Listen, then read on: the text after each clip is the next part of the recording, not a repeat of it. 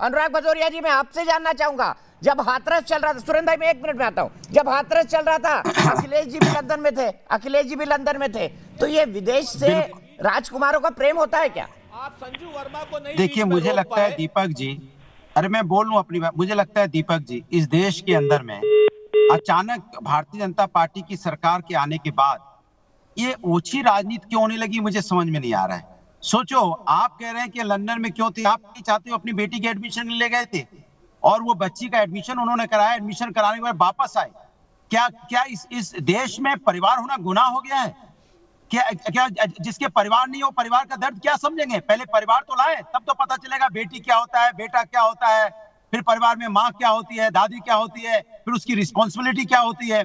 हम लोग या जो लोग के परिवार हैं वो परिवार के साथ साथ राष्ट्र का दायित्व भी निभाते हैं।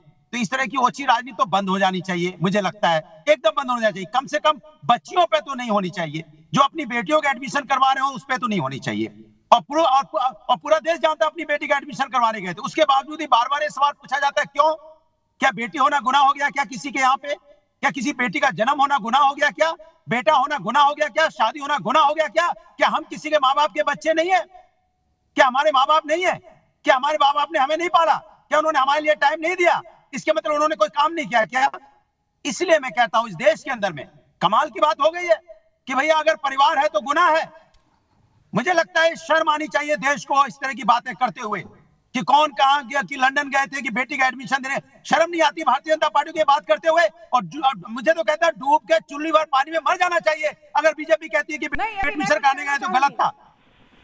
गलत है एडमिशन कराना। ठीक है, और ठीक समाजवादी है। लोग अनुराग जी, मैं आपके पास 1 मिनट में आऊंगा। अवनीश जी और ममता काले जी भी हैं, मैं अवनीश जी लाना चाहूंगा। उन्होंने एक बड़ी बात बोली लगी देश के अंदर में। हाथरस में हम लोग ने लाठियां खाई थी, आपको पता होगा। समाजवादी लोग रोड पे थे, जेल में गए, लाठियां खाई समाजवादियों ने।